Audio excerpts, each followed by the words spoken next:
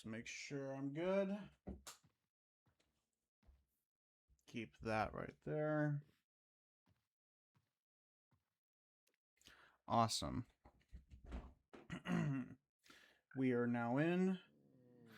We are very much alive. And live. Alright. Hi, everyone. It's me, Nightlord131.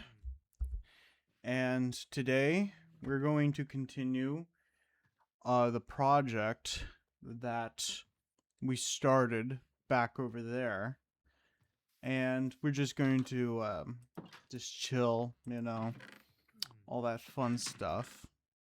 And yeah.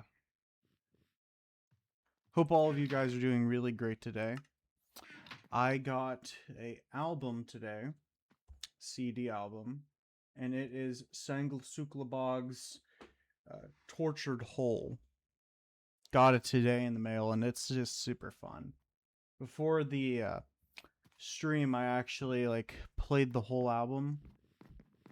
It was just really fun listening to it. And if you haven't checked out Sanglasuklabog, you should. It's really fun stuff. All right.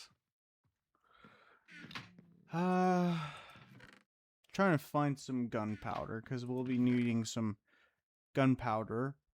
Or more likely, we will actually probably be heading out to get some iron. Well, no, to get some more, to be honest with you. So, yeah. Hope all of you guys are doing well today. My day's been pretty good.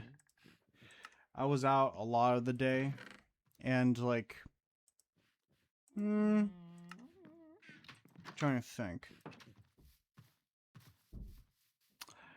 Yeah, no, I just was out doing some errands with my family, and yeah, no, that's it really. I watched An American Werewolf in London for its 45th anniversary. And if you haven't watched that movie, you should. It's on Tubi right now. And also on Pluto TV. But Tubi's your best bet if you live in the States or anything like that.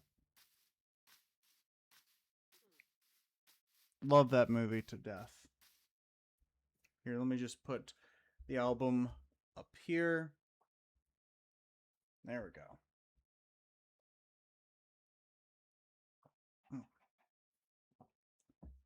I also went out and, well, it was yesterday.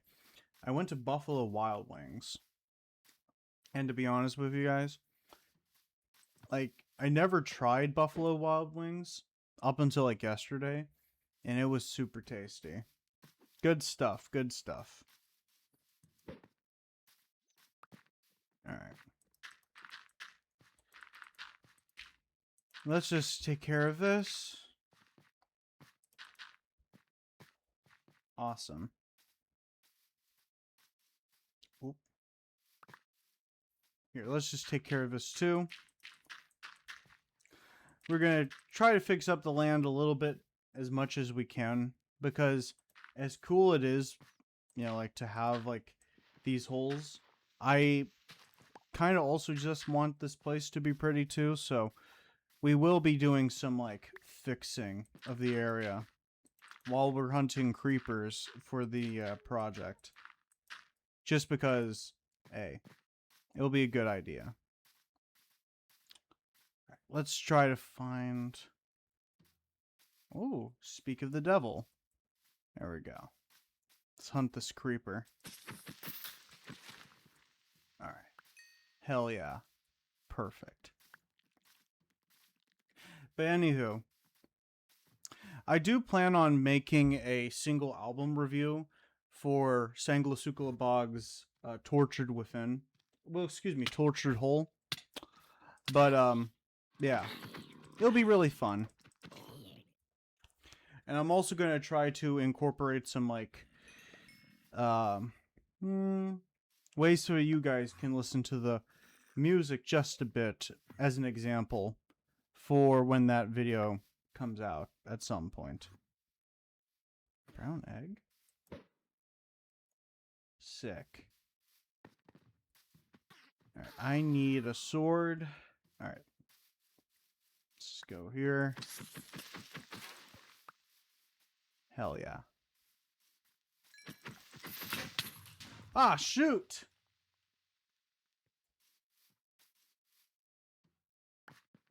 Ah. Okay. Let's just try this again. Perfect.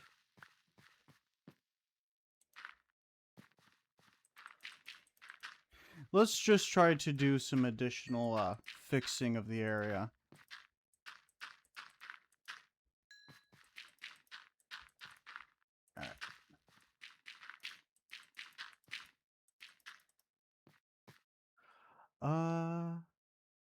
Ooh, we got more. 9 of them. That's good.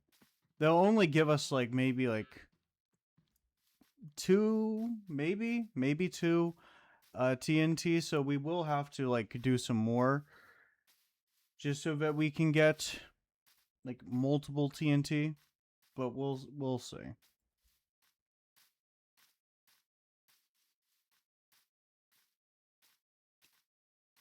Anywho, oh, by the way, I got a friend interested in Hellraiser actually. And he found it interesting because with Hellraiser it explores ideas about like pleasure and pain and like all those other kinds of interesting concepts in the Hellraiser franchise. So that's pretty cool. I've been glazing a Pinhead kind of lately, but that's just because Pinhead is pretty sick. And also the Cenobites in general are pretty cool. Alright. Let me just grab that. Do this. Let's see if we can find some other ones.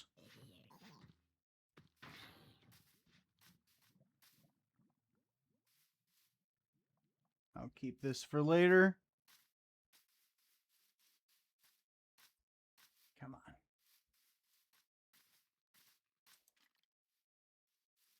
Whoa. Okay.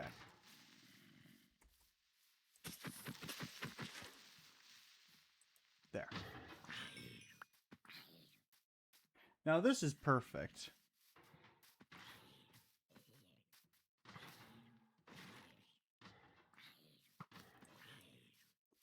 Nice. I just need a couple more and then I'll be pretty good. Ah, shoot! To be honest with you, spears are good in this game, but they're not good for creepers, so always a sword. Best bet to take care of them. When it comes to zombies, yeah, no, they're good. For any other creature except maybe, well, of course, creepers and Enderman. And also gas, too. Because gas, you have to use like a sword or a long range, like, projectile weapon. Perfect. Alright. By the way, I did think of that.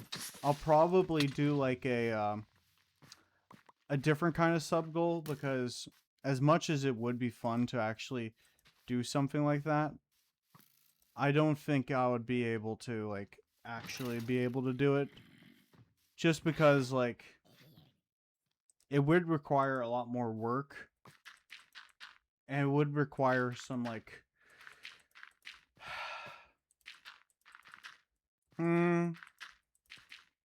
it would require some more funds, and plus there would be like a really low chance of it actually doing well. But I don't know, maybe I'll figure out like a different sub goal. That'll be pretty cool. And if any of you guys have an interesting idea on like what you would like me to do or whatever when it comes to a sub goal, let me know. Because to be honest with you, it's kind of hard to like think of an idea because there's so many good ones out there. And also there's like, what am I actually able to do? Being a, you know, a valid thing to think about. You know what I mean?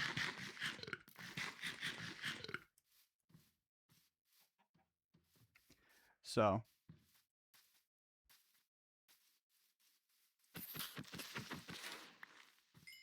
Oh. Shoot! Uh-oh.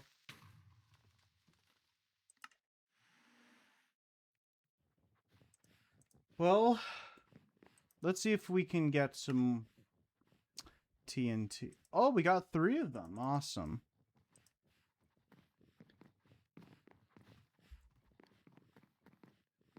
Alright, there we go.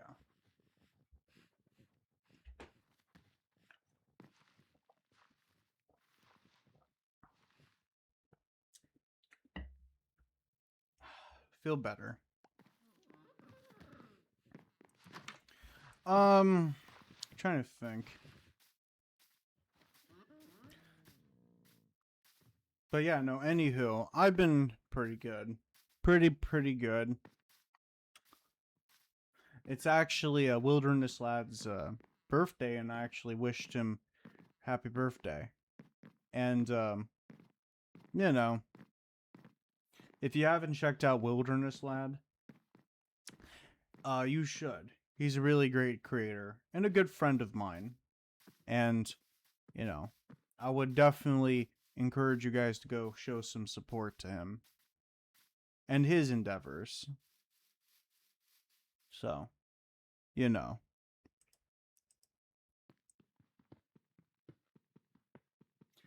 If it's important to, you know, to do that kind of thing. But anywho.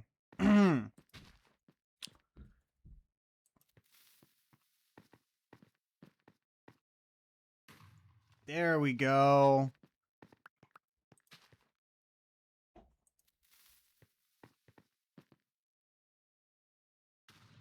Awesome.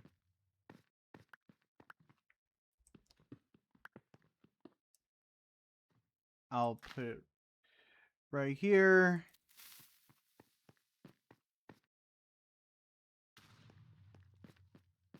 Well, it did take care of some of this, so it does need like some additional working.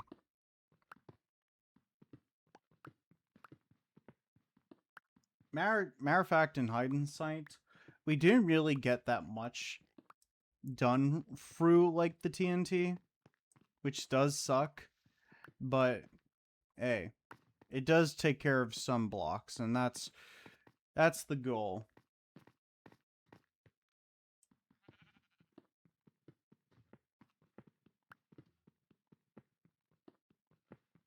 All right. And I should also probably like work on some additional maintenance. So that's what we're probably going to do too.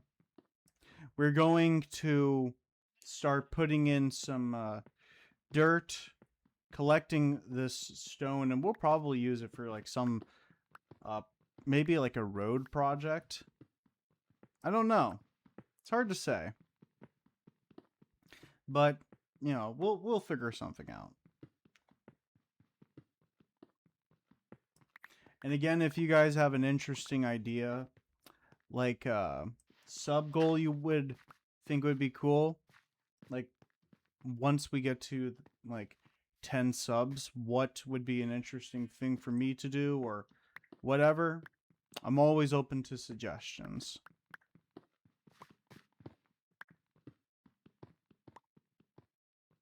But anywho.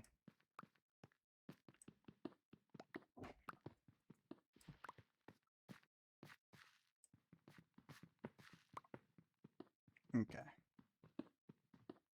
Just gotta keep doing this.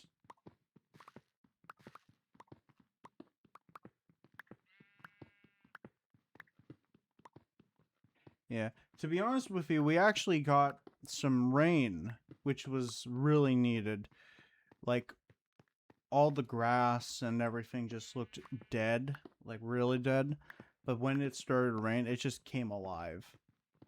And it's like, water really does, make a difference. It really does.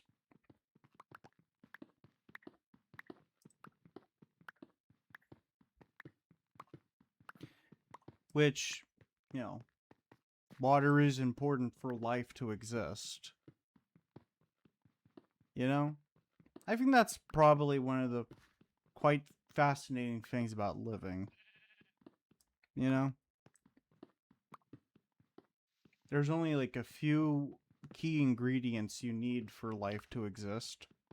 And when it comes to like aliens, like I find it ludicrous, like for some people to deny that across not just the rest of the universe, but our own galaxy, that there is like an unlikelihood of aliens existing.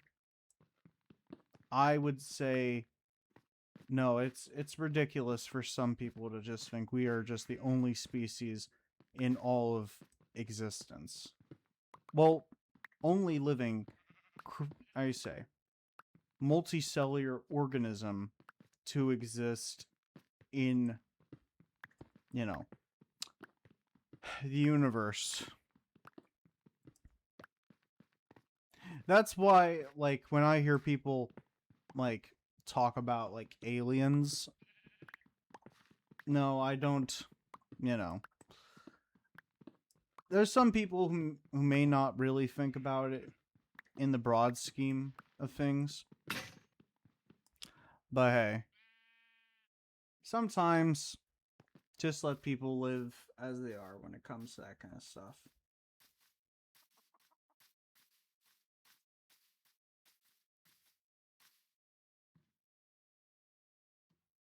Uh, well, if you want to, I guess, but,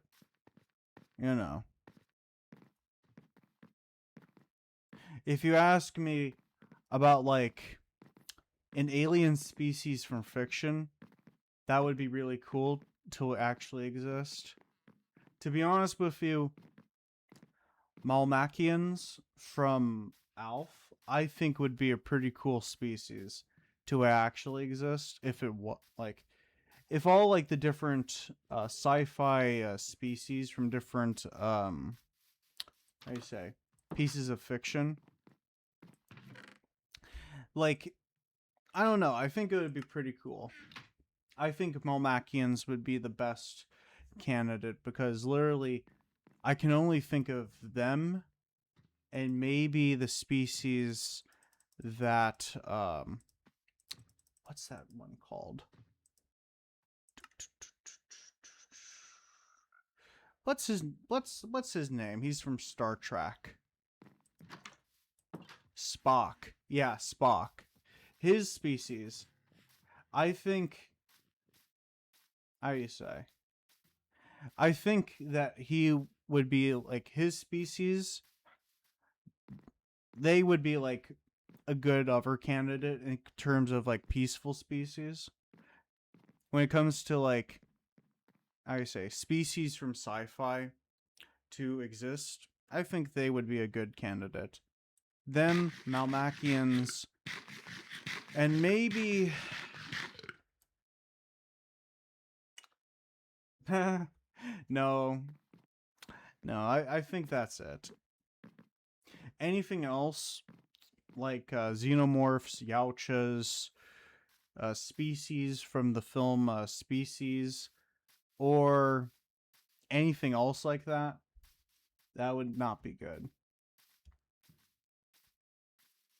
Oh, an interesting species.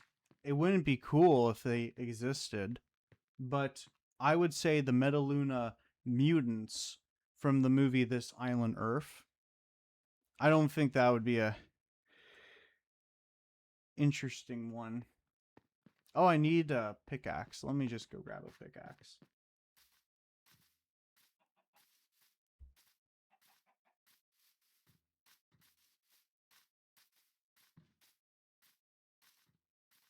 But anywho, honest. Oh wait, I forgot. Another cool species would probably be Dr. Zoidberg's species from Futurama. That would be pretty cool.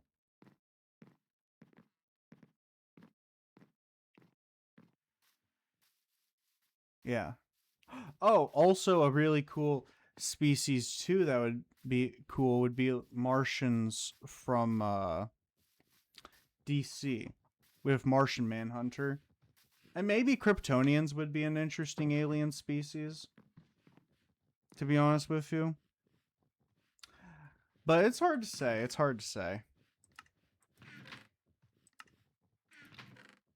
Like, if hypothetically there was, Kryptonians, you would have the possibility of both a Superman, right? And there would also be the likelihood, too, of a person like General Zog. So, like, I do think that would open up a lot of different possibilities. When it comes to, like, how do you say, to that species. But I feel confident saying with, like, Malmachians, based on, like, what I say, Gordon Shumway, better known as Alf, has said about his species, they would be a good one. Except the cat eating thing, because that's the one thing I don't really like about Alf. Well, it's not really against him. Well, even with his like species, it's just because like the creator who created Alf made it that way. But I do appreciate with like later on in the series that became more or less of a thing. So there's that dimension to it. What about you guys? What's an alien species from fiction you think would be pretty cool?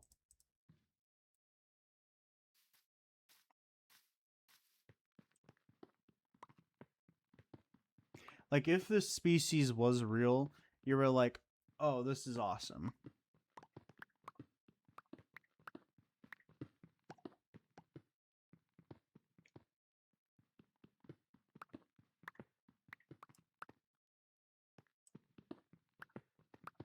But anywho.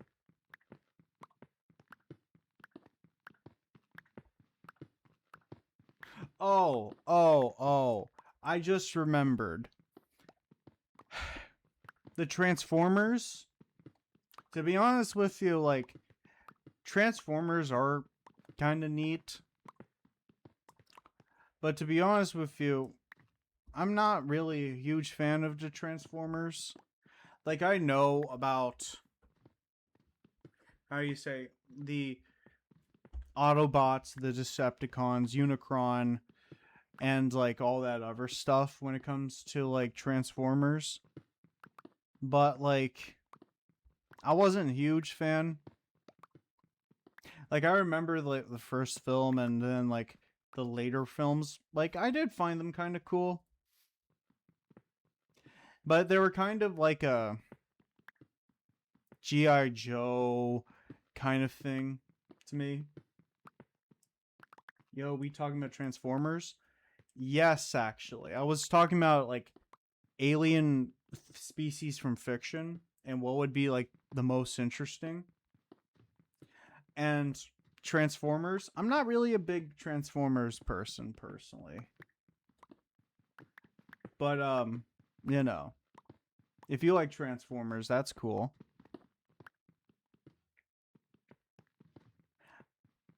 I'm not necessarily interested in Transformers, but they would be an interesting alien species. Oh, easy. The xenomorphs. Oh, um, as much as that would be cool for like xenomorphs, like if they were real, I'm not a big Transformers guy either. Yeah, like I was talking about like what would be the best alien species, like if they were to come out of you know the place in fiction that they come from and they existed in the real world. I said that Malmachians, being Alf, um, Spock from Star Trek would be an interesting thing.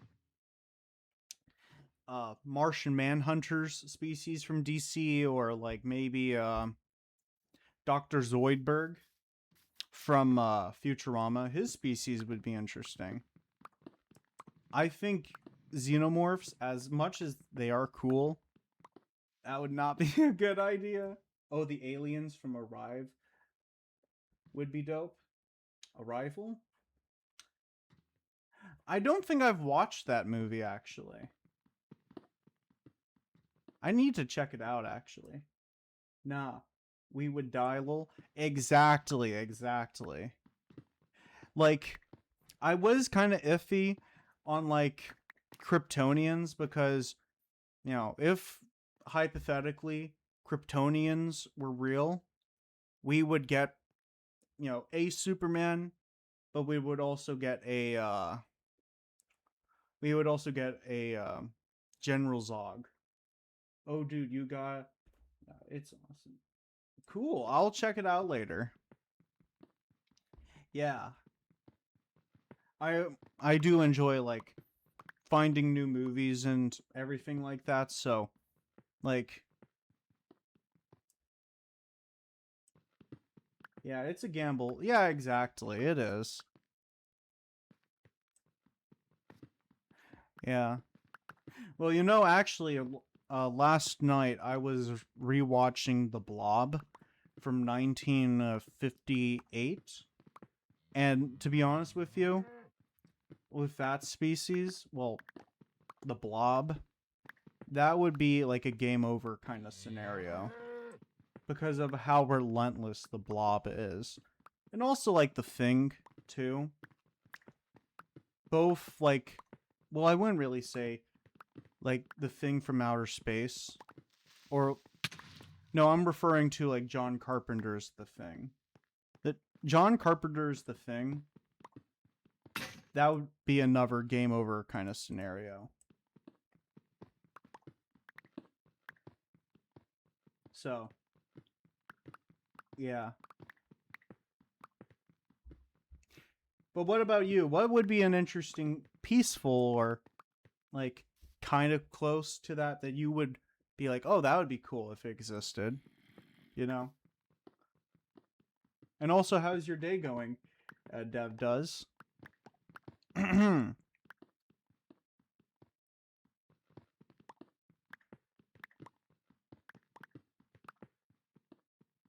we go.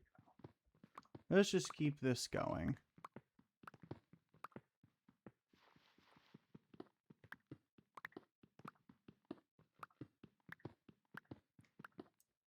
Ooh. Okay. Let's just keep this going. I'll probably get some TNT for this at some point, actually.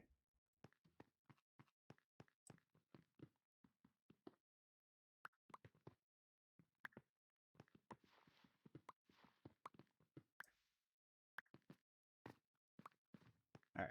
There we go.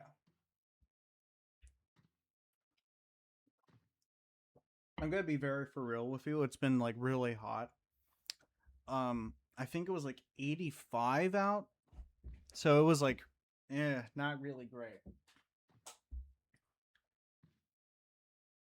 Like in my previous stream room, like it was really cold and I enjoyed that. I'm a big person that likes the cold. But like heat wise, I don't do so well. I can eat spicy food, but just not take on the heat. That's like torture.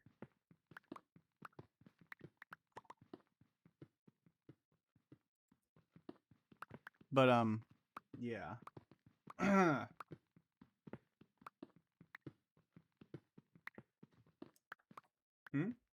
My day is good. Sorry, I was flipping meat for dinner. Lol, I got you. I got you, dude. Yeah. I didn't actually have like dinner today. The only thing I really had to eat today um was a Costco hot dog, actually. You a big DC guy? Well, yes, I am. I love both Marvel and DC, but when it comes to like how DC is now, I really want DC to do like more better. But no, I do love DC and Marvel.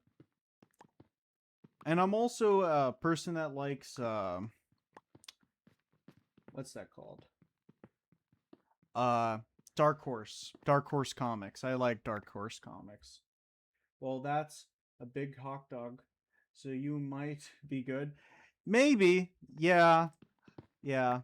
I did get this like some type of like rib thing.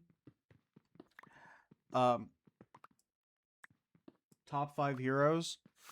Okay. Um okay. Let me think. Top top 5 heroes from DC? Hmm. Shazam. Who else? I guess we can include anti-heroes then.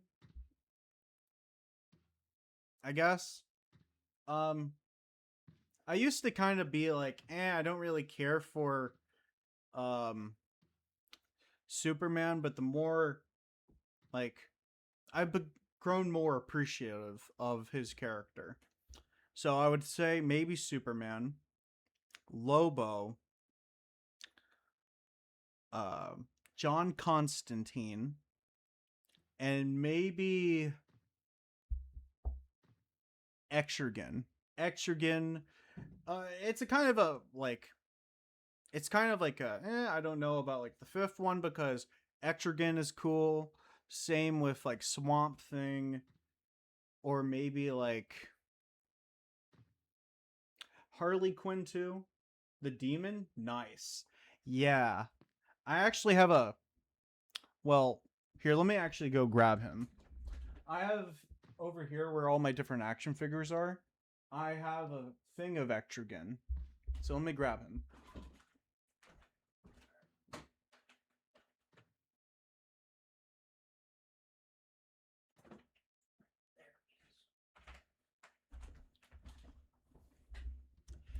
All right. Give me a sec. All right. This is Etrigan. He just looks super sick. I got him in Erie, Pennsylvania, and he's just gorgeous. Amazing, actually. Yeah, yeah. Like I have a bunch of like characters from Marvel, DC, Hellboy, Spawn, and also who's that other character? Like I have a special name for him. I call him Doctor Poison, and he's from Bible Man. Actually, I don't see a lot of him, but around. Yeah, yeah, definitely. He's really cool.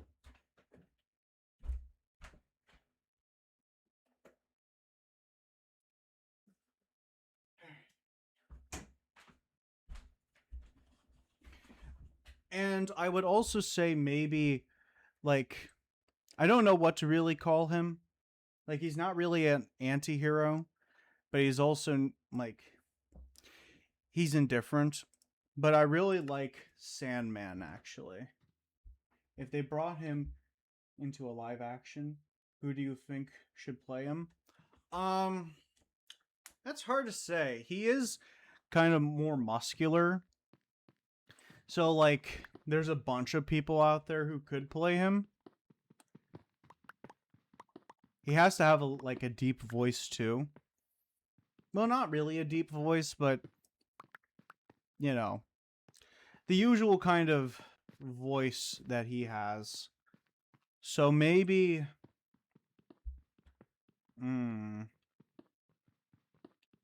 I say Javert. Yeah. Well, honestly,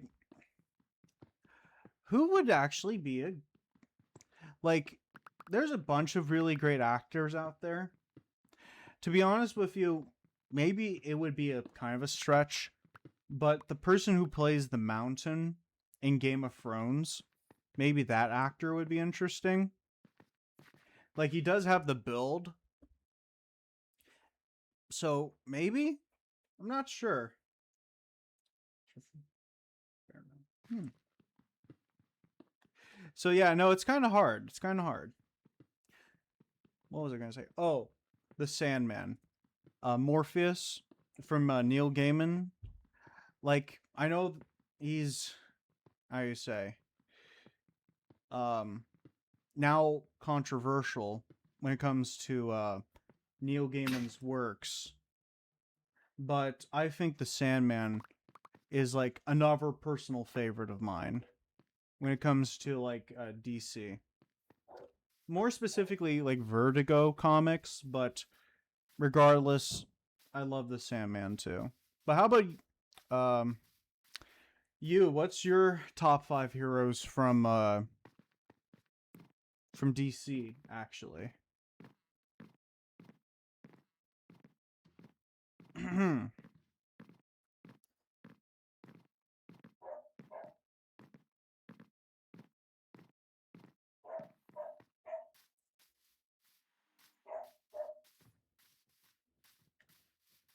One sex I'm feeding dogs. Oh, okay, okay, okay. No, I get you, dude. You're good, dude. You're fine. If you can hear my dog, my apologies. Um he's a big talker. So here, let me just put my diamonds right here. Put that in here too. Um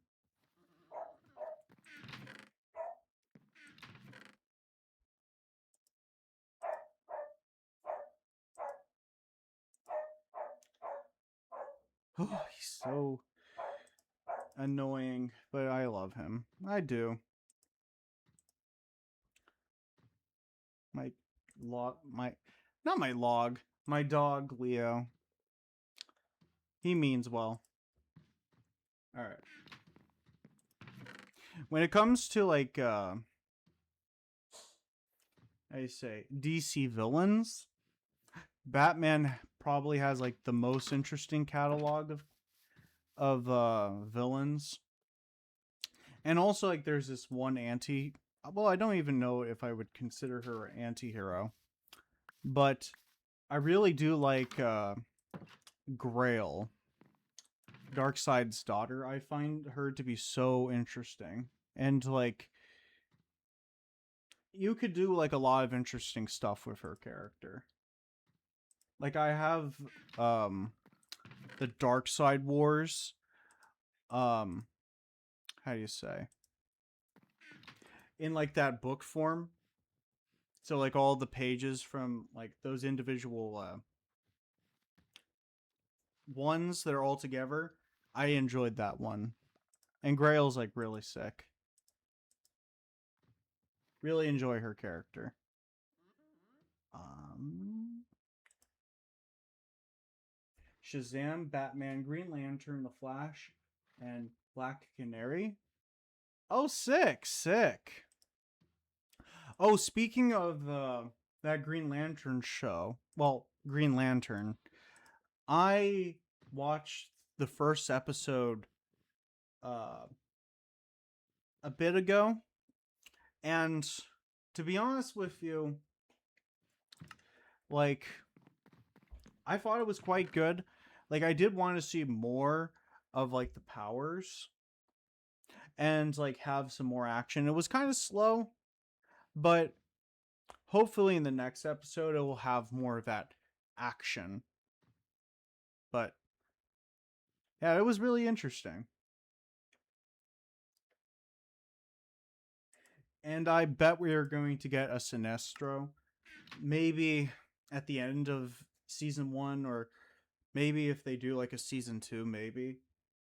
Personally, I think it would be really cool that.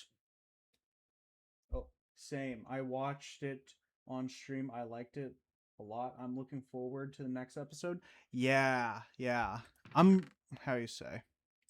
Personally, I think they should have Sinestro's character at, let's just say, well, maybe like you see him hanging around with the Green Lantern Corps while he was still there, and then like in the like end of season, like episode, I would say at the end of season 1, he starts exploring the idea of the Yellow Lanterns, and then like season 2, like he becomes more infatuated, and maybe into season 3, if there is ever one, like he can fully, like, I say, fully like take it all in and become the Sinestro we all know. So I don't know. And like we can use, like they can have like different like other major villains when it comes to Green Lantern. Like I don't know. I'm really curious on like the direction. I think they're going to jump into a movie for Sinestro or Atrocitus. Oh my goodness. Atrocitus? Yes. Now that would be so sick. Atrocitus would be fantastic. How do you say? When Atrocitus was featured in Injustice 2, and just seeing his like character, like I was like, fuck, this is so sick.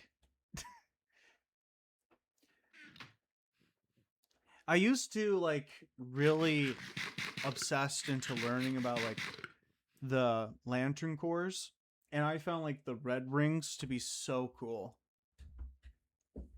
And I can't remember like the specific how do you say, storyline. I think it's called Brightest Day or Blackest Night or something. But like you had like the White Lantern, and it was like all mismatched to fight off like the Black Lantern stuff. Like that was so cool. Oh dude, I loved Injustice 2. He was my main. Oh, sick, sick. Sorry, my eyes messing with me a little bit. Um, I how do you say? I have played just a little bit of that game. Blackest Night is the greatest comic book ever. Greatest comic ever. I definitely need to like pick that up. There's a bunch of really great stories, like specific comics that I would love to like, have, and like maybe do like a whole video on like my favorite comic book um stories ever. So like it would be a mishmash of like both Marvel, DC, and like specifically Hellboy. If you haven't read Hellboy, like Seed of Destruction, now that is like incredible stuff. That the original Hellboy from 2004, like that one specifically, like they did get rid of the frog monsters and replaced it with Samael, the Seed of Destruction. And like Guillermo del Toro and his work, like Samael just looked so sick.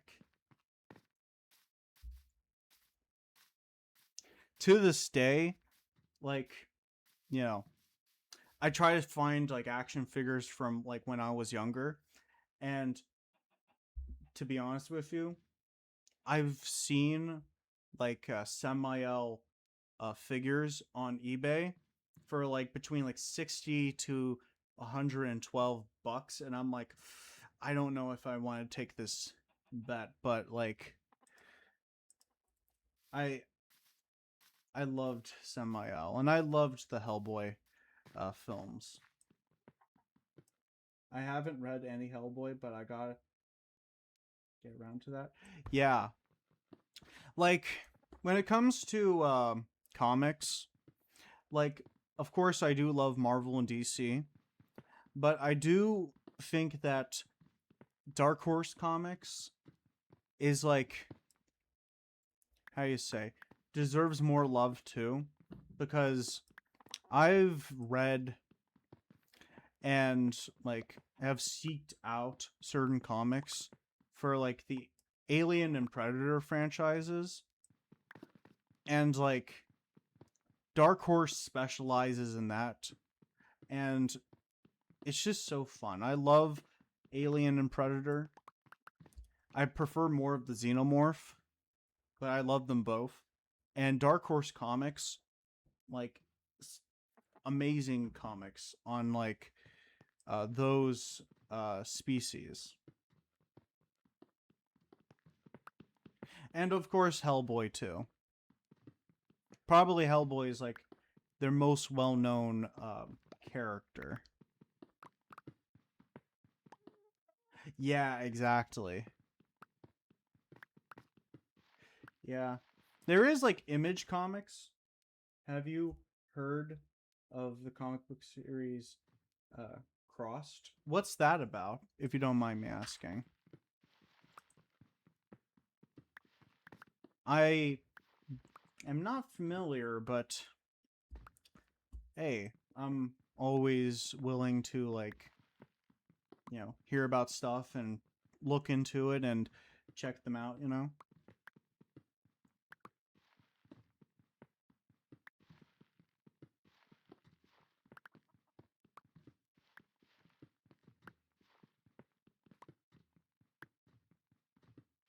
Hmm.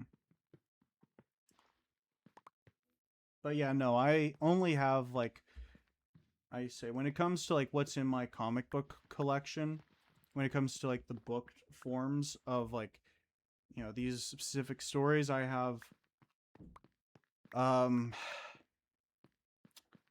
what do I have? Oh, it's a virus that breaks out and causes people to act in their worst thoughts and do horrific things to people. It's pretty dark. I need to check it out now. Awesome. Thanks. I'll definitely check it out. It kind of reminds me of like, well, it's not a direct comparison, but it reminds me of this one comic book that was turned into a whole series on FX, and it's by Guillermo del Toro, and it's called The Strain. It kind of reminds me of that because, like, in that series, and it's based off like the comics, but the comics are more explore the more I say it explores the lore of the vampires more in depth than the show.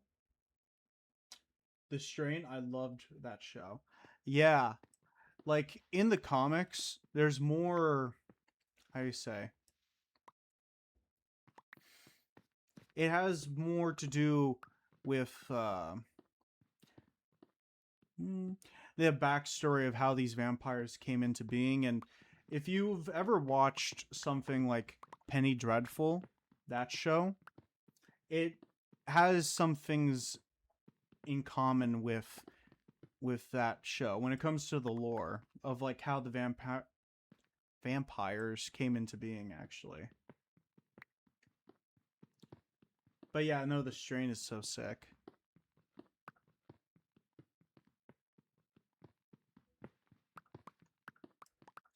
And it's kind of cool too, like with like Blade, like the Blade films, but specifically with the second one, you can see some similarities with like those vampires, with like the jaw that kind of looks like Predator, and like you have like the tongue. Yeah, I gotta check out Penny Dreadful. I started watching it. Yeah, it's really fun. I wish that there were more shows like that. There isn't as much. Yes, I know what you're saying. Yeah, exactly. It's so cool that like I really love Guillermo del Toro. I love all his movies. Like Pan's Labyrinth. Oh, such a great movie. I can't like I can't express how much I love that movie.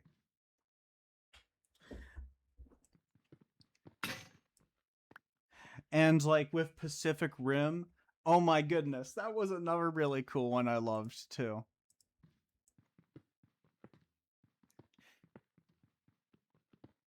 And like he did that Frankenstein movie too. So good. I just so good. I love him. There's a couple of directors out there that like. I used to really like Ripley Scott, but then I kind of like said, I don't really care for him as much. Stanley Kubrick, when it comes to a director, like also like iconic too. Don't get me wrong, he was an imperfect guy, but like let's just say he did a really good job like making some really damn good movies.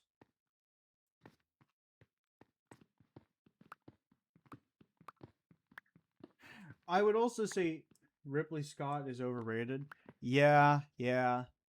Like outside of Alien, which is one of my favorite films, I have a bunch of favorite films. But like outside of Alien and Blade Runner, Ripley Scott, like especially with like that one movie, it was about like Exodus. To be honest with you, like how like he was on set for that movie, I just think was like he thinks he's more self-important than he actually is. And not to tarnish his like legacy with those two films, and I did enjoy Prometheus, and I also like digged um Alien Covenant, but like no, no, he is overrated. John Carpenter though, and like uh Guillermo del Toro, and I say Stanley Kubrick. Those those guys are fantastic. He thinks he's the greatest director ever, and no other movies are good as his. Yeah, exactly. Like I saw that he came out with a new movie, and it's like kind of like end of the world kind of scenario thing, and it's like it has like Josh Brolin in the film too, and I'm like, well, honestly, with um Josh Brolin from how you say a bunch of really good films. Oh, just give me a sec. Uh, funny, I just watched old Del Toro movie the other day. Awesome. Scott just makes boring movies. By the way, hate his style.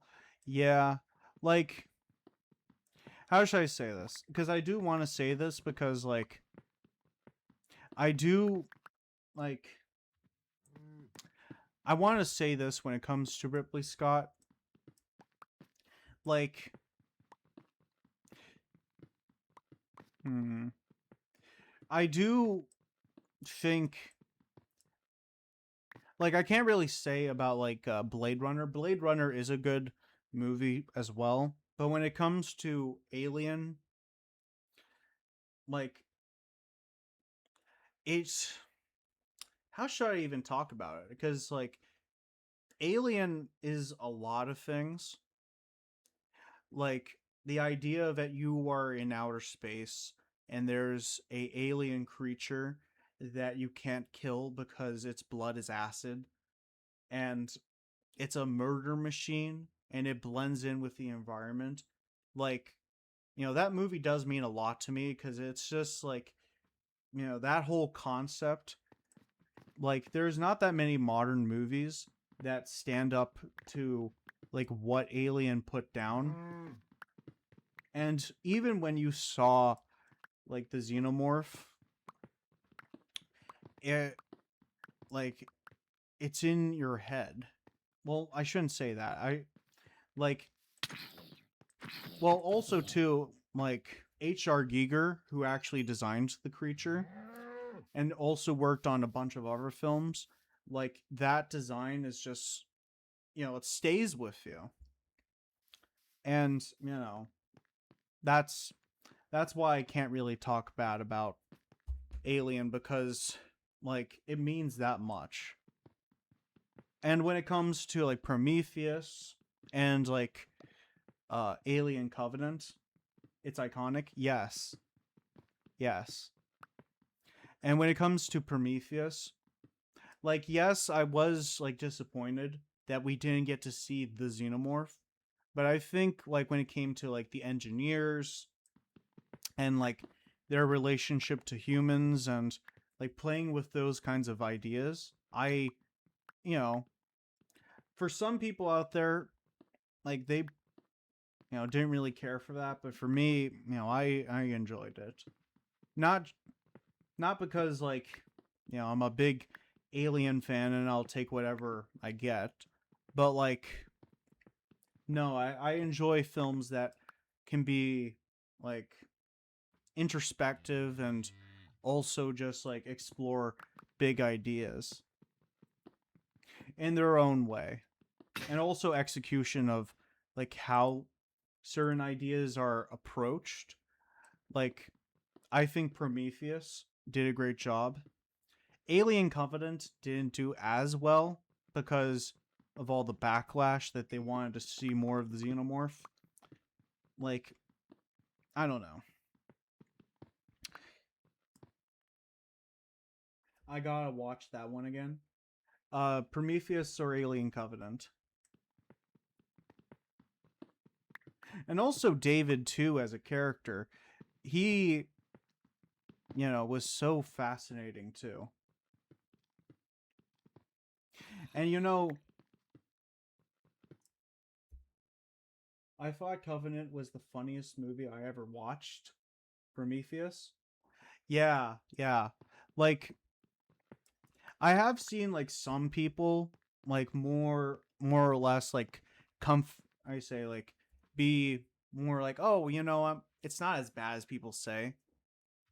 And I do think that's really cool because like a bunch of old horror movies like Jennifer's Body, uh The Wolfman from 2010, like these movies are now getting more recognition and more love when it comes to like the horror community, which to be honest with you, like I do think it is great because like these films do, you know, offer up a lot that, I feel like some people will say, "Oh, I hate this movie because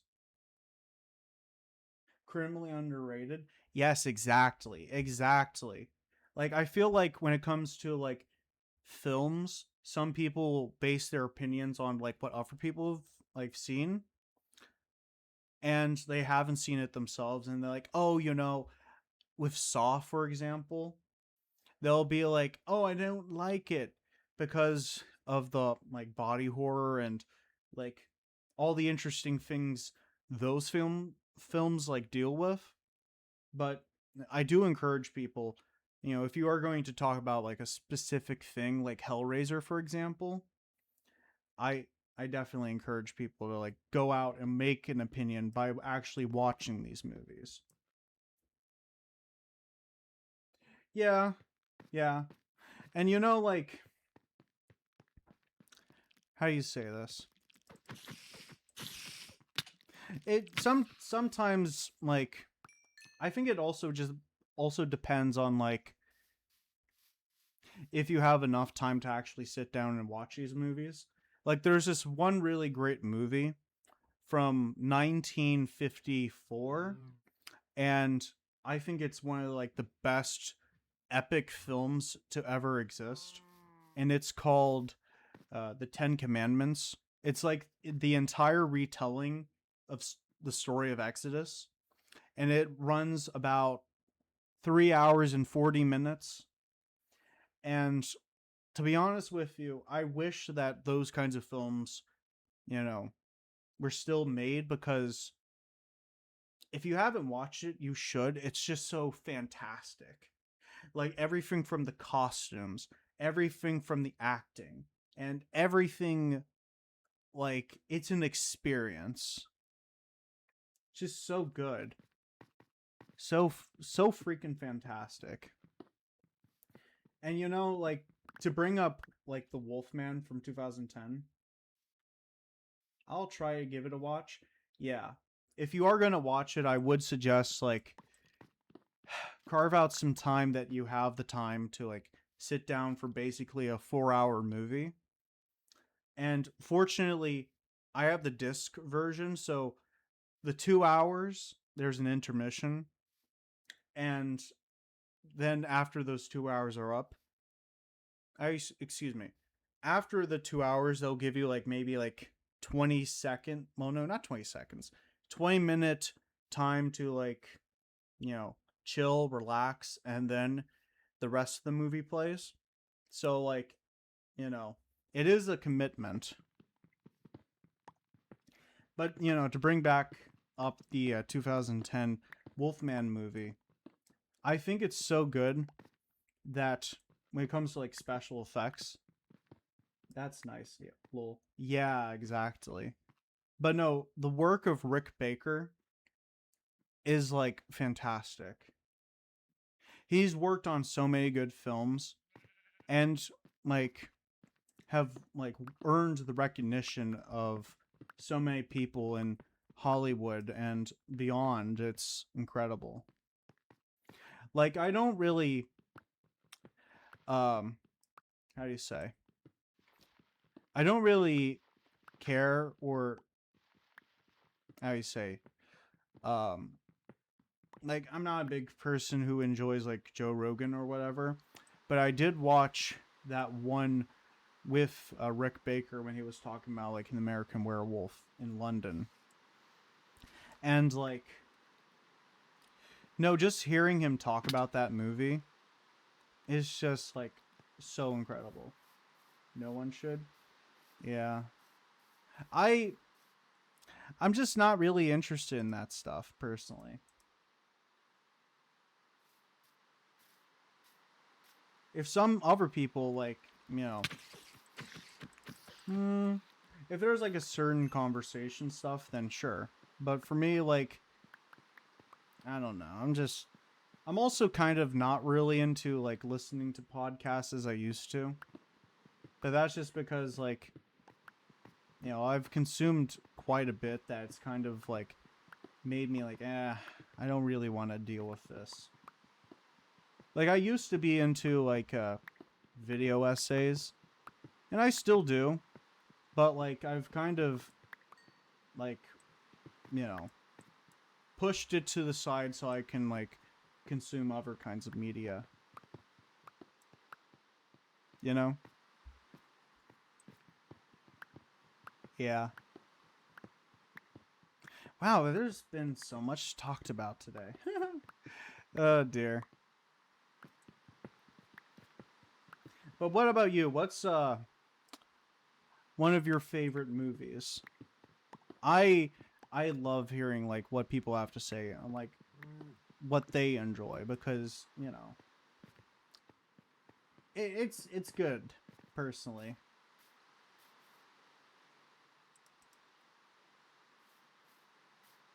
Movies, TV shows, all that fun stuff. I'm just like, I love hearing people's opinions on those kinds of things. That was the question. Oh. I see.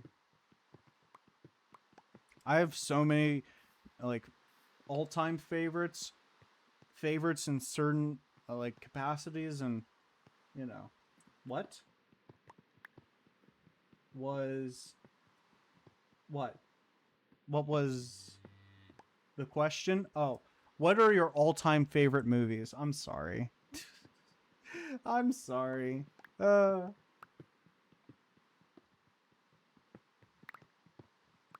what's your all-time favorite movies? You're good. Yeah, no, I'm like, oh no. I do talk kind of bit quick, kind of, but you know,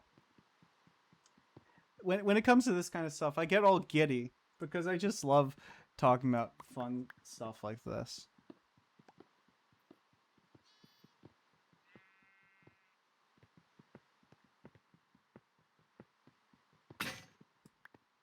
Okay. Oh, it's so much cobblestone. All right, let's see how much. Okay, we're good. We're doing good.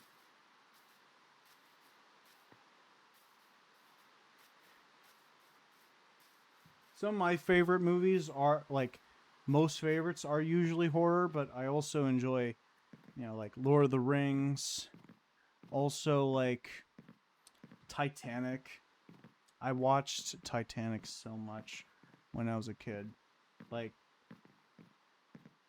I would watch it 3 times in a row. Like, I was that like taken back by that movie. And also, what else? Hmm. I would also say Mad God too. Mad God is also like, with that movie, it's not really a story. It's more of like a display of stop motion animation,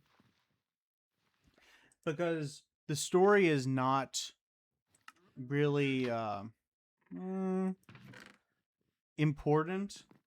There's barely really a story behind it. But no, it's a real great like display of you know the work of a man who's been working on this film for at least 40 years, and that's like Phil Tippett. Phil Tippett is like utterly fantastic.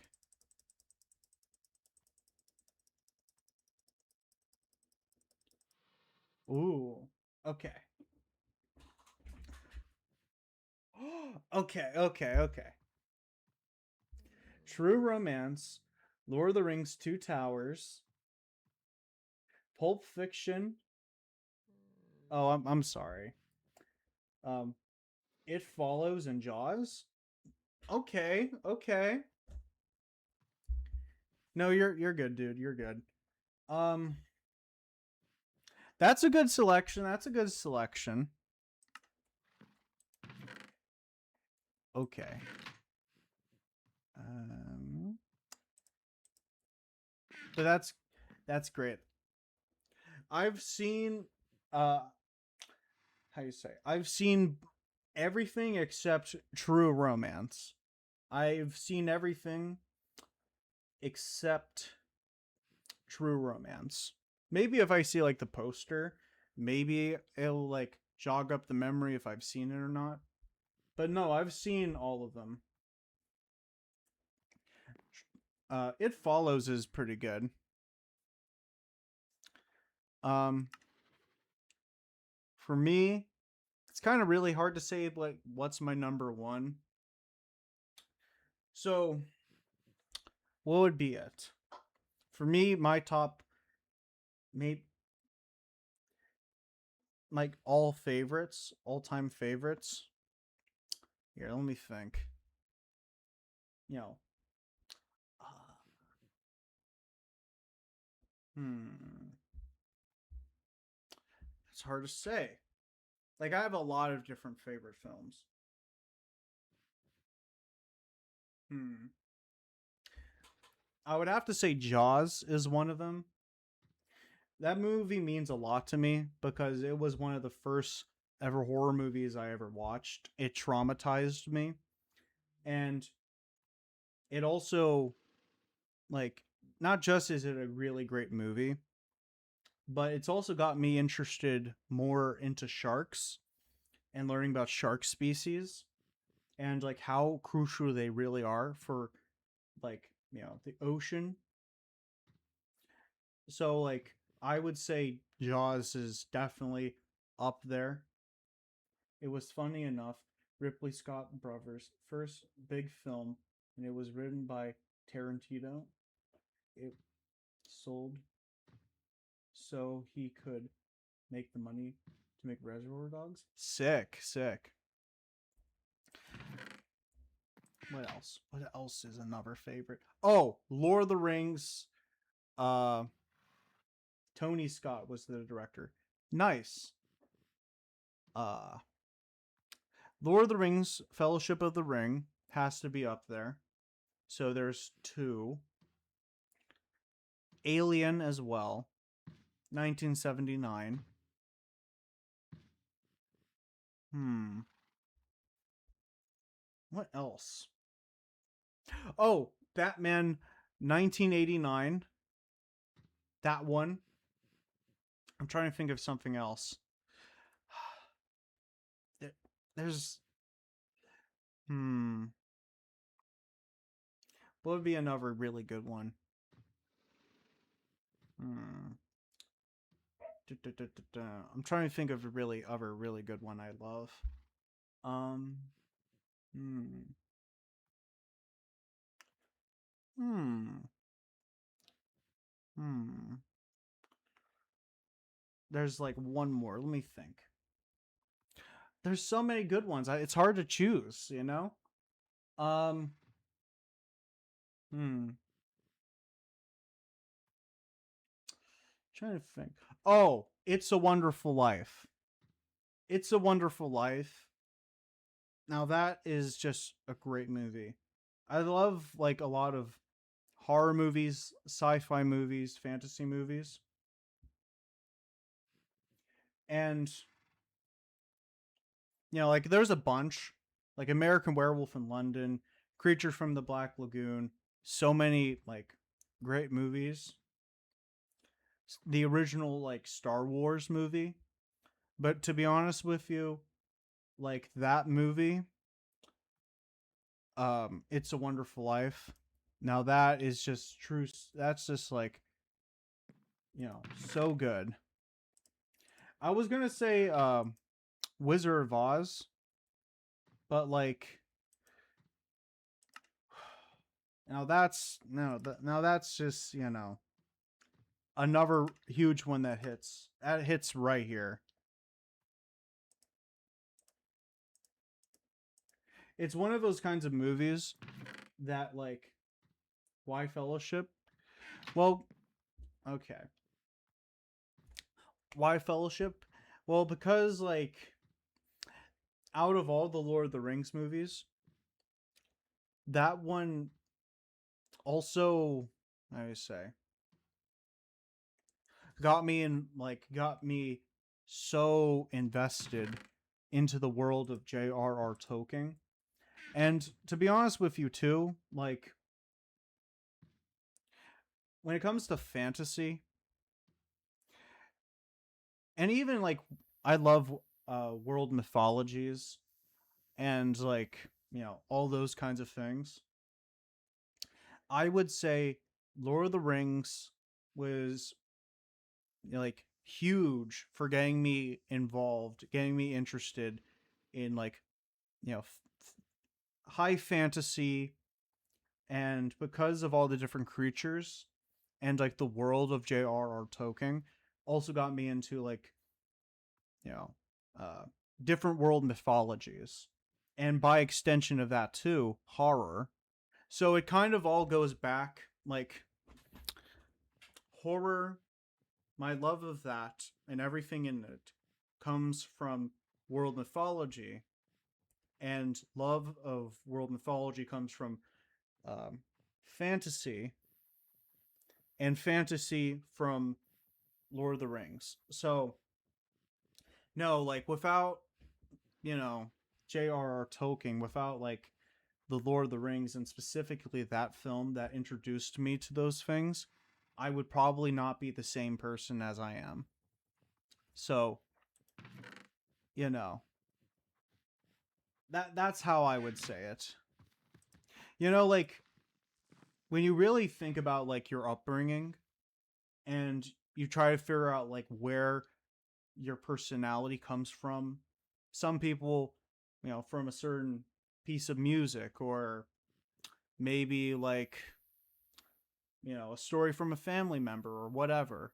What I'm trying to say is that like, you know, when you try to trace it back, you can find a piece of media or whatever, and you know, it kind of can explain a lot of like who you are as a person. And I would say Lord of the Rings was, you know, one of the all-time biggest things. Like I loved Star Wars, Marvel, DC growing up. My four were those film, like, you know, universes, but probably Lord of the Rings was the biggest. The biggest thing that's impacted me. I get you? Yeah, yeah. You know, like I think I think that's really interesting to like consider. But what about you? Like what's like something that's like original Lord of the Rings is better than Star Wars?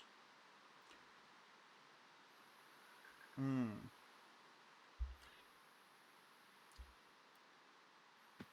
I would say with the first two, um, you know, A New Hope and The Empire Strikes Back, those two were like the best. I know with like the third one, which is episode 6, people didn't really care for that one either. I enjoyed that personally. But like, how do you say? It's okay to like say, oh, this kind of media is trash. But you know, I think, you know, you can look at, you know, these films from your own personal perspective and be like, no, this is actually like great. Return of the Jedi is good. I don't know why people don't like it. Mm. You know, it actually kind of like ties back to what I was saying earlier when it came to like people's opinions being formed from like word of mouth. I love Star Wars, don't get me wrong. I just like Lord of the Rings more, and I feel the same too. You know, it's not a dig at Star Wars because younger me right now would be extremely angry with present day with me for like even saying that. But like I just say Star Wars 2 was also like hugely impactful because like Star Trek, I just say Star Wars and Star Trek are influential in their own ways, but Star Wars 2 got a lot of people interested in like, you know, not this like insanely futuristic, like peaceful, well, not kind of peaceful, but more idealized version of what the future would be like from like, you know, the 50s, 60s, like how they viewed the future. But no, like with Star Wars was more more akin to like Lord of the Rings in a capacity, in that like it's in like far off in a different part of the universe, or like some time in the past, and like not everyone is like living the best when it comes to like their quality of life, and like there's like some level of like um mm, there's some level of connection there. And also you have like the good versus evil, like duality in there too, and like I don't know, more cool.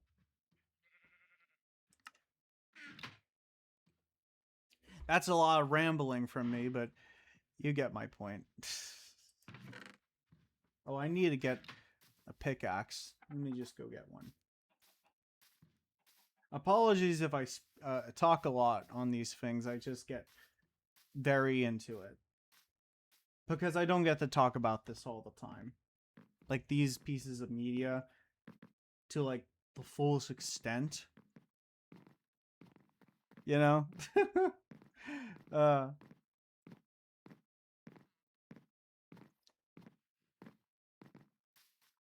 and also I did enjoy the prequel films.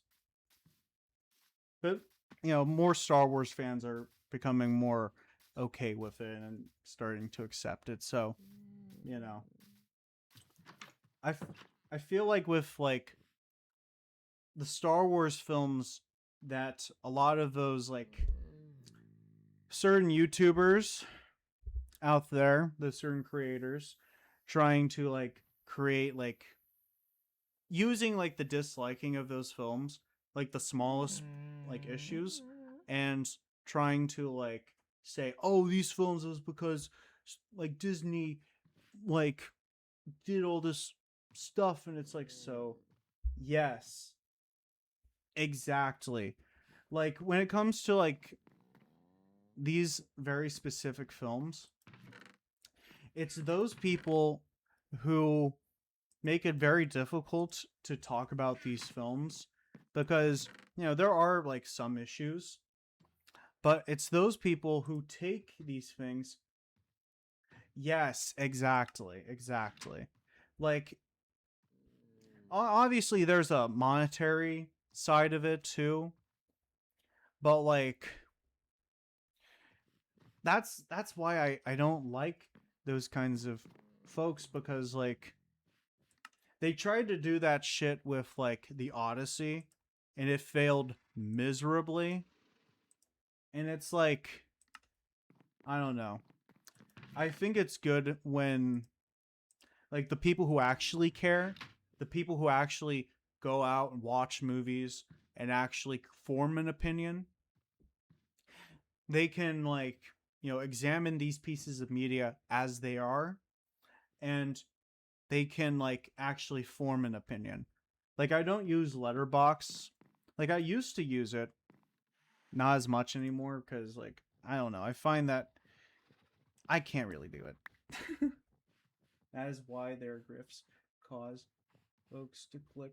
Yes, exactly. Unfortunately, like there's it kind of ties back to like people's attention spans and people just wanting to hear word of mouth. Like with like that Wolfman movie or whatever, like people like to hear other people's opinions and take it as their own. And no, it's heavily unfortunate. I can't stand them. They make yeah, exactly. But I do think, however, like there is like the people, like the real people who have like, an actual like care for these things. Like there's some people that proclaim to care, and like those people and their opinions on these films, like at least they, watch these things and they actually, you know, say, "Oh, I didn't really care about this part because the pacing is bad or like the editing is atrocious or whatever." But like no, unfortunately, like those people exist, but fortunately people have begun to notice like the normie people, and they're actually like saying, "Oh, you're just doing this to make more money." And I am happy at least that like people are like beginning to actually think and like actually watch these movies, and it's so great too that not just movies but any kind of piece of media with music, video games, maybe not with video games because that's a whole can of worms onto itself, but outside of video games being like a iffy, other kinds of pieces of media are being like more appreciated, and also like some films that have been like, how do you say, praised, have begun to be like, oh, let's take a second look. I know accidentally ended up on a stream with a guy like that, and it was awkward. Yeah, yeah. But like, how you say? I just think, well, I've said this before in like previous streams, like with the anti-intellectual stuff. Like there's people that like are like proud that they're like, "Yeah, I'm a dumbass." Like it's okay to admit you're not the smartest person, right? Like in some ways I'm I'm an average person, right? Average person. I if there's something I care about, I will definitely talk about it. And, because that's just how I am. But I think it's very beautiful for like people to go out and learn, and like not to fall into like the, you know, like, oh, I I do not wish to learn about insert thing because that's what dorks do or whatever. It's like, there's so much power in learning.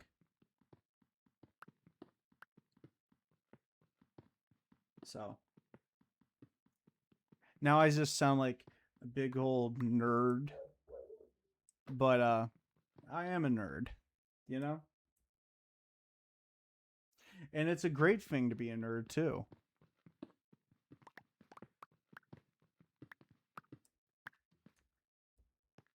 But not the like, well, everyone has like their how you say, insecurities, and I think it's very human to admit those and work on them if you feel like they, impact you in a very negative way or whatever. I know my rant.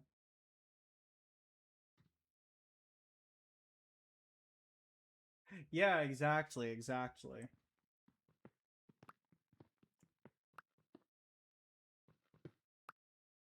Yeah, yeah, definitely, definitely. And like, I think if there's, how do you say this? Like there's some people out there who are not willing to admit, because it is like, it kind of does hit you in a confidence way, but I think like it's a beautiful thing to like when you are wrong, or you're not, like more open-minded on a given thing, then I think it's a very good thing to admit like, oh, my bad, and then just move on. Like I think that's a very beautiful thing, but that's it's challenging in its own way because you know it you feel you don't get the motion, you know like people can run off of that certain motion, like, yeah, I'm a how do you say, I'm a badass, badass, badass, and then like you have to tone it down a bit, and some people may be like, oh, like they feel all weird. But hey, that's that's just a part of living. Um,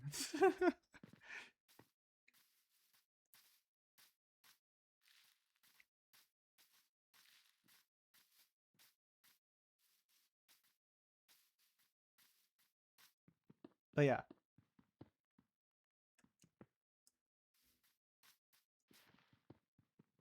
I hope you've been in.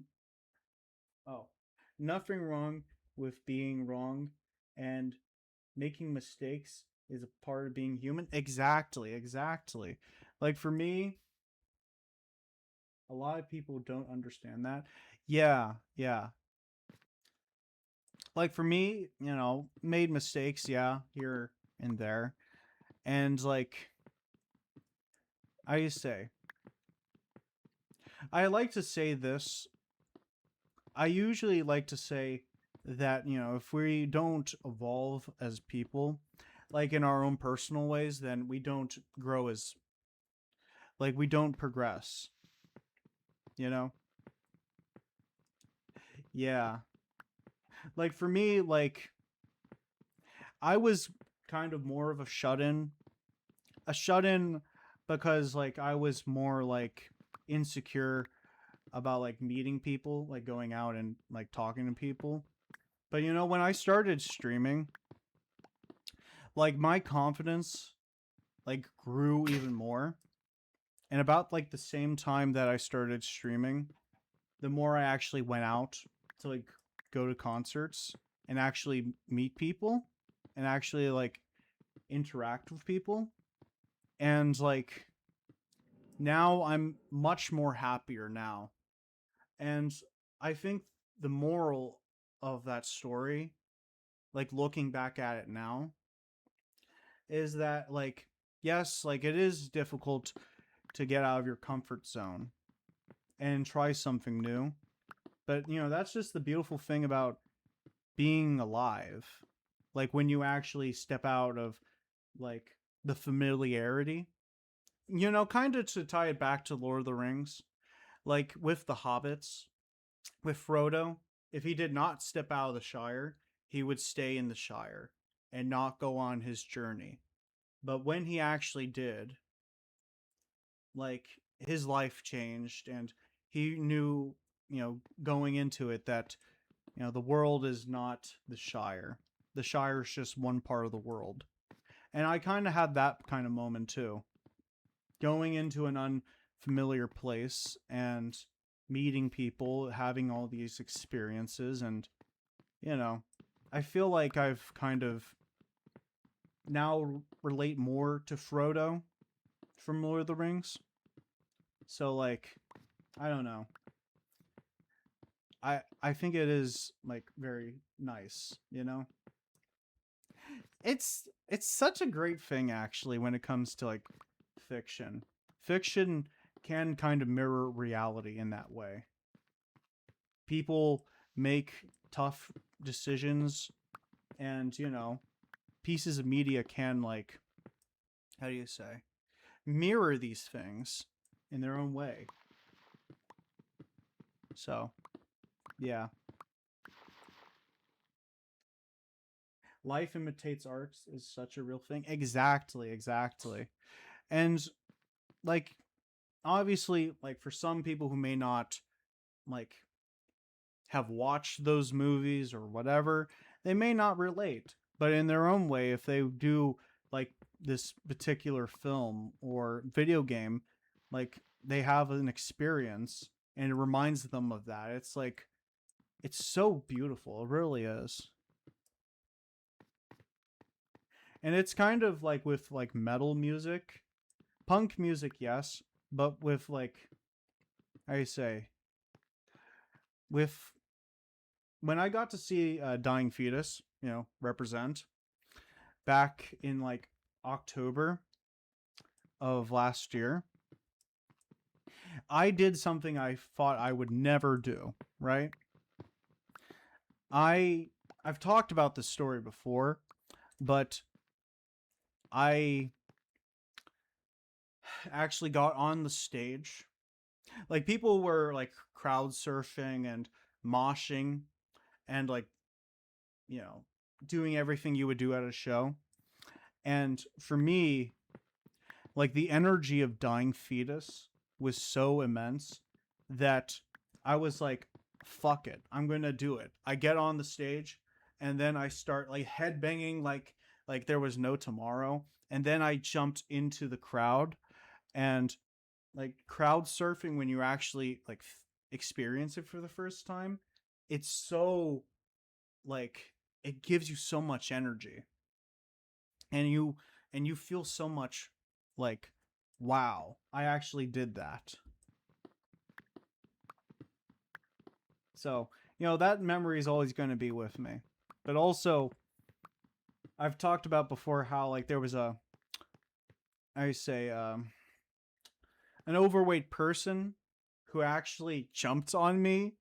Like I turned around for a sec, and then I looked behind me, and this guy like, jumped on top of me, and I had my face on the beer soaked floor, and I was crunched. Looking back at it now, it makes me laugh because, I know what it feels like to be crushed like a pancake.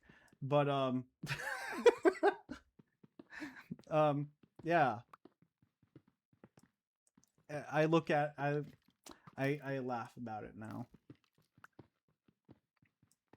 And also like when that actually happened, the guy says, "Are you okay?" And I say, "Yeah, are you okay?"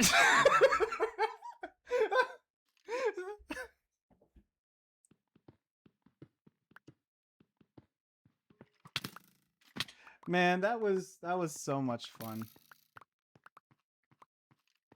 By the way, if you haven't listened to Dying Fetus, the brutal death metal band, you should. They're so good. Ah, crap. Oh boy, that was a that was a lot.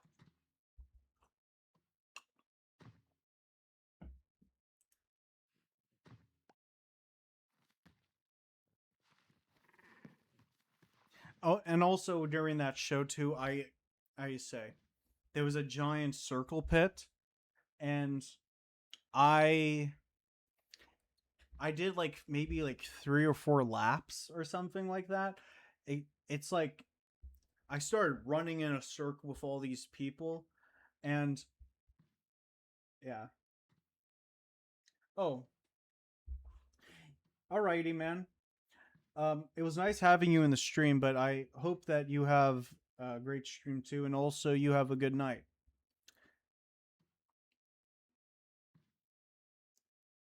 Yeah, hope it goes well, man. But likewise, man. Thanks, man. The last thing I'm gonna say about that show too. Um, I got yeeted across the floor.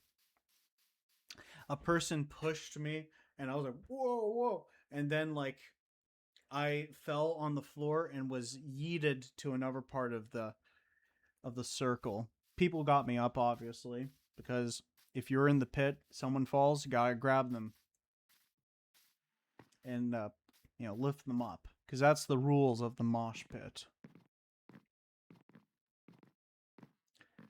But yeah, that was really fun.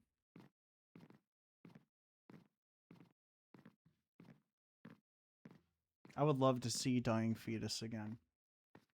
And also, they're going on tour together, but Sangla, man, gotta see them too.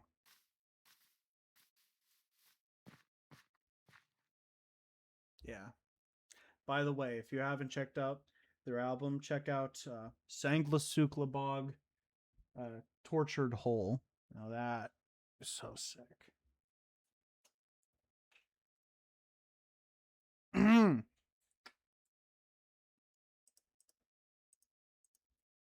Okay. I should probably get some TNT. Yeah, I'm gonna go get some TNT.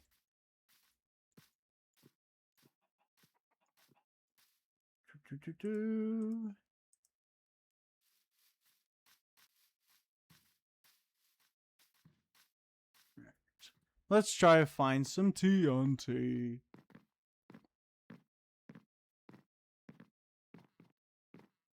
All right.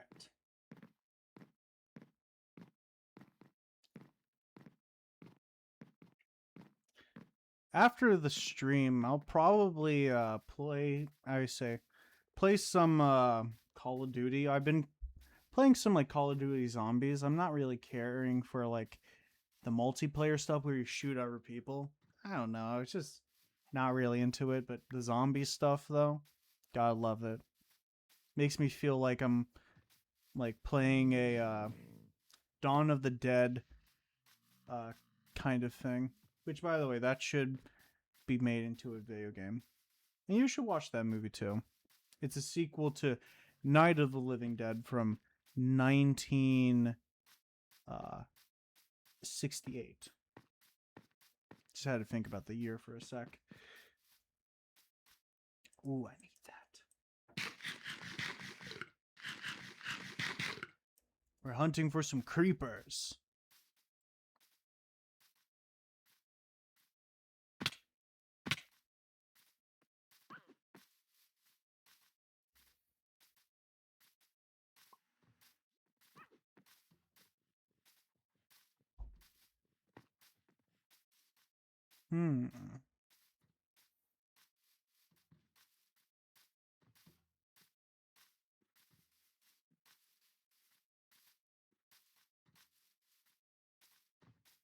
Let's see. Yeah, let me fix you, tree.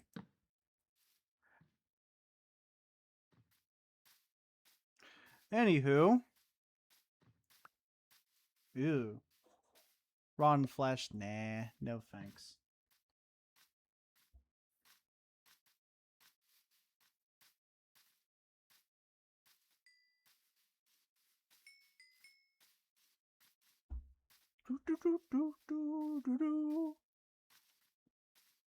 Oh, wait. I know a great place to find creepers. In the belly of the beast. Yeah, let's just head down there.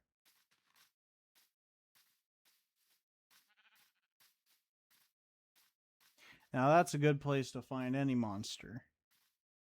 In Minecraft. Well, in this world specifically. Alright.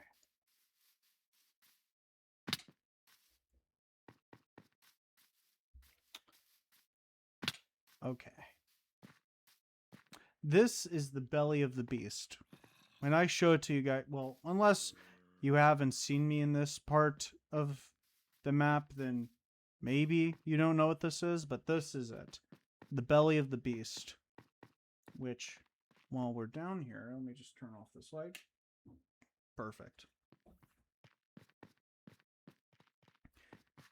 This place is dangerous. Which reminds me, I should probably be very careful not to attract anything. Ooh, actually the orange lights really do help out in the atmosphere.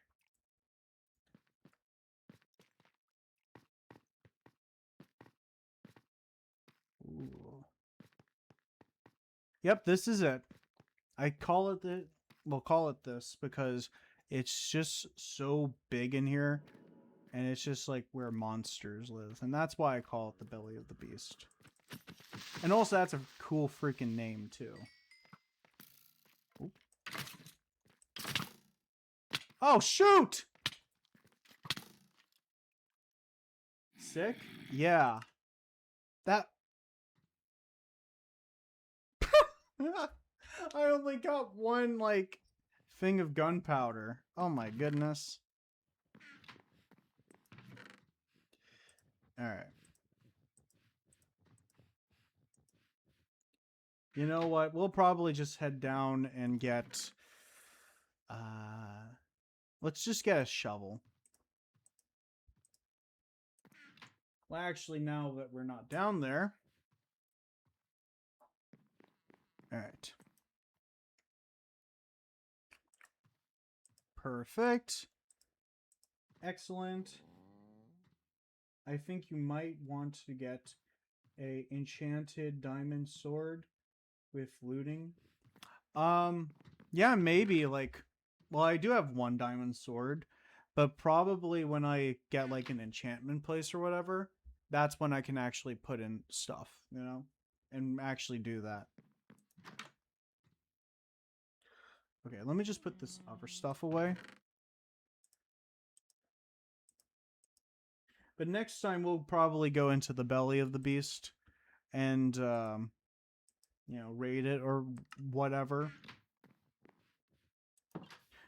So, like, after we do this, like, stream and then on Monday play Minecraft, I might, I say, after Minecraft on Monday, Killer Clowns from Outer Space. Next Saturday, I will be at a goth night, which is more of a show, but, well, it's half goth night, half, like, actual, like, concert thing. So, like, I won't be streaming next Saturday, but I will be, how do you say? But I will be playing Killer Clowns from Outer Space next Thursday. Which, by the way, have any of you guys seen that movie?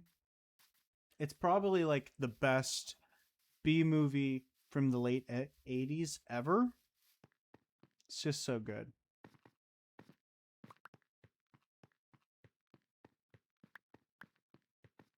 You haven't? Well, after the stream, if you have Tubi, go watch it on Tubi. It's, well, it's free on let me see. I think it's free on YouTube, but it's definitely on Tubi, so I would definitely watch it there. It's a B sci-fi / horror comedy movie from 1988. And it's just so much funny. It doesn't take itself way too seriously. It's literally about aliens that look like clowns, and they terrorize this town, small town in, I say, in South California. And it's just like a blast. And the clowns themselves kill people in a lot of ingenious ways and funny ways. And I even have like the gun, the con candy gun, which, let me get it.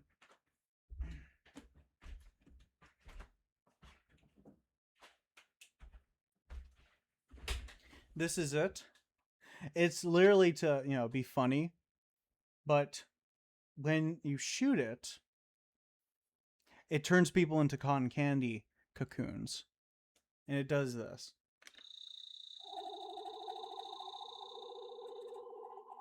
Yeah. It's cool.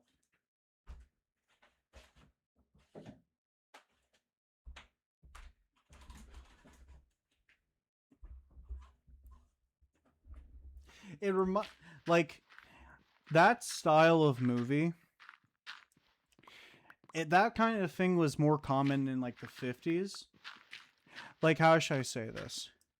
Like a lot of those kinds of B movies, like Attack of the 500-Foot Woman, or like, oh, I don't know, something like Attack of the Killer Tomatoes or whatever. It's like that kind of thing. And when it comes to like really good like modern B movies with really like terrible CGI, there's like this one movie called Fungalcide, and like the CGI in that movie is just so bad, and it's just so funny too. It literally looks like the worst video game graphics of all time, but it's just so funny. The acting is just terrible, but it's just like I don't know, it's really really funny. And also like there's this other really good one called Redneck Zombies, and that one's just so funny too. Or even like I say tend to tend to I say there's this shark one called Sharkula, and it looks like early YouTube. How do you say, like, it's like early YouTube kind of feel to it, and when you watch it, like, you have this really fake shark, and he gets bitten by Dracula, and he becomes a Sharkula, and it's just so funny. Tubi is just full of just gems like that. And that's why it's my favorite streaming service. It has really good old stuff, modern stuff, and then you just have like some really like stupid, silly ones. But no, you should watch Killer Clowns from Outer Space. Good movie, good movie. And also the Dickies made a really good song about it too. They got like the Dickies, and the Dickies did Killer Clowns from Outer Space, and it's just so funny. It's a great song. These clowns, da, da, da, da, da, killer clowns, and it's just so funny.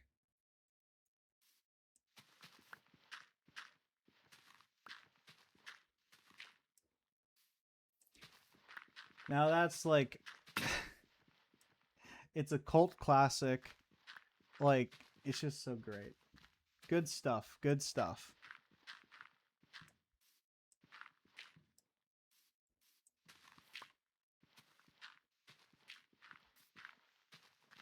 All right, there we go.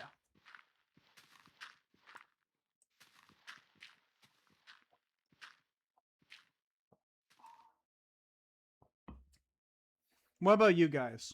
What's a movie or whatever that it's so bad it's good?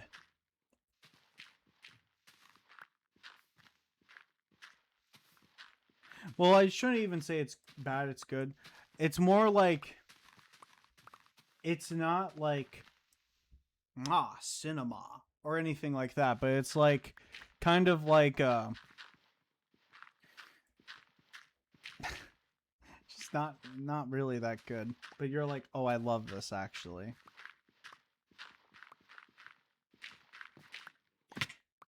And if you were asking about like that one movie that I was like trying to remember the name of, that movie is, it's like a shark mixed with a octopus, and it was like, I remember that one really, I remember that one really well when I was growing up. But probably my favorite, all-time favorite B movie has to be Piranha 3DD, and that's like super fun.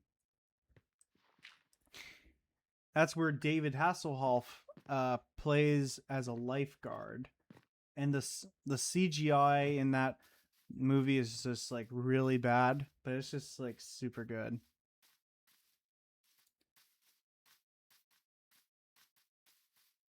And it also had like the actor who played as Dr. Brown from how do you say, Back to the Future. And that movie's just so good. Well, it's bad, but it's a good movie. Like the CGI, like I can't even like talk about that movie without the CGI, and also the ball scene. Like this guy froze. Well, no, he puts in like this thing to make the like water pipes explode, and literally like these prehistoric piranhas start being blasted into the air, and like balls start coming up too, and it's like so funny. It's so bad, but it's just so good. If you haven't watched it, go watch it. It's supposed to be like a, how you say, like a remake of the original Piranhas film, directed by Joel Dante, I believe that his name is. He's directed Gremlins, The Howling, and a bunch of other really good films. But like that film is like known for being not great. I have watched Spot Run. Spot Run. What's that movie about? Whoa!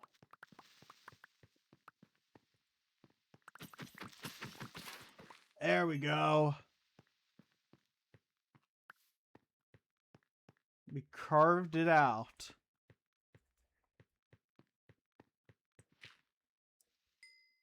All right.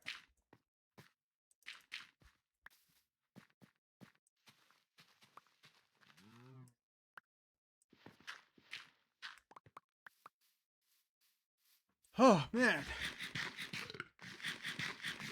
I'm trying to think of some other good stuff. Oh, excuse me.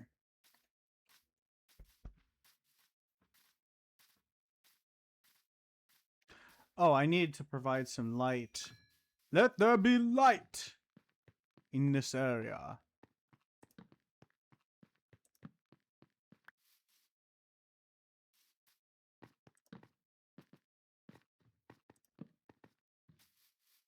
All right, there we go.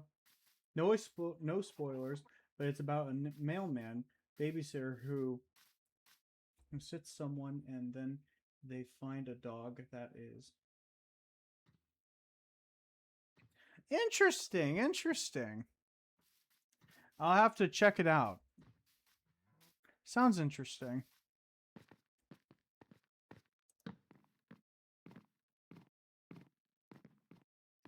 All right, come on. Perfect. I'm trying to think of another good movie to like it's a bad movie, but it's also good at the same time. To be honest with you, like there's this one movie and how do you say? I watched it. Like it was kind of interesting, but it was just like, this is not good. And not even in the good way where it's like funny or something. But I watched this one movie called Red One, and it's about this guy who, for like, I can't remember how he got involved, but for some reason Santa Claus is kidnapped by I'm trying to remember her name. She's an Icelandic witch. Grilla. Yeah, Grilla. And like she takes Santa Claus to like harness his power for her own nefarious purposes. And you have the Rock Johnson being an elf. And like it felt more like a Marvel movie, MCU movie, but not in the good ways. And like that movie was just so bad. Like with that movie, the CGI, like it felt more like if you watch it and you see how blurry it is, like no like jabs at the people who actually worked on the CGI. I'm not entirely sure like how long the people like had for that movie to, like to work on it. But like the CGI in that movie is just like not so great.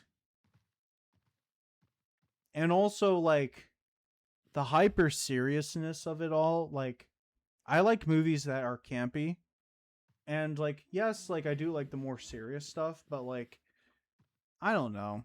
It was really just not like maybe if they flushed it out a little bit, then like maybe it could have done better personally, but like it really wasn't that good. It was cool getting to see Krampus though.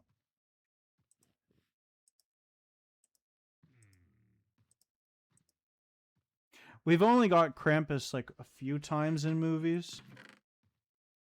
Like there's this one like movie. I can't remember the name of it. Maybe like it'll come to me.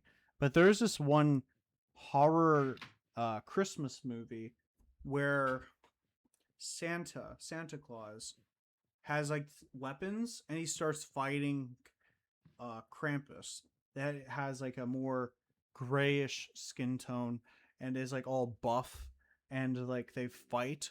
Like that movie, I can't remember like the name of it, but that movie was like bad, but they did try to like make it more badass, which I do like appreciate in hindsight, but like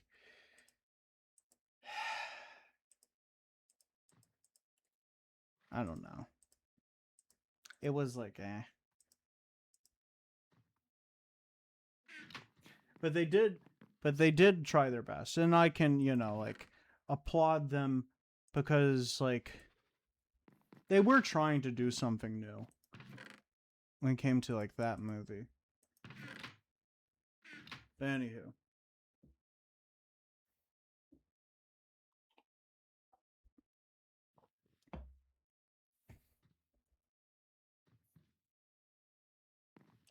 so yeah, maybe we could get like another movie like that.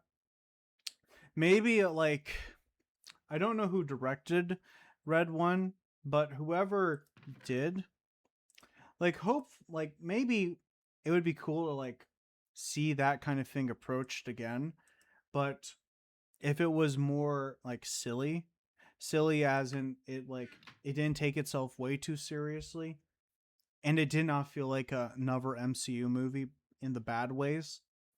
So maybe it would be cool. And also like they give the people who worked on the CGI in that movie to actually like give those people enough time to actually work on it because it was really rushed and it was just all fuzzy like from like far off distances, like it was all fuzzy. So I don't know. All right, I guess I will end the stream here. I don't know what we'll do in the next stream, like Minecraft stream, but I'll figure something out. All right.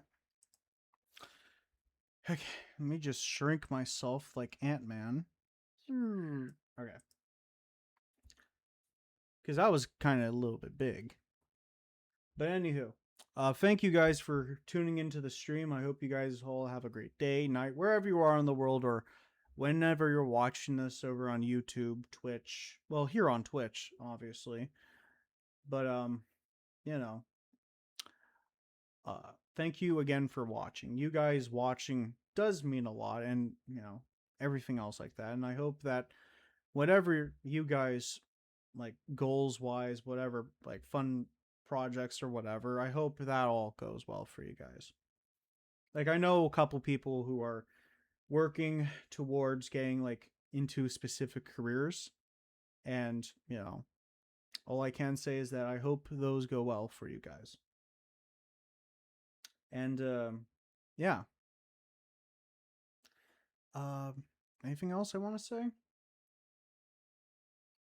Um, oh, next stream Monday and Thursday. Killer clowns from outer space. So, yeah. Okay, guys. You take care. See you guys.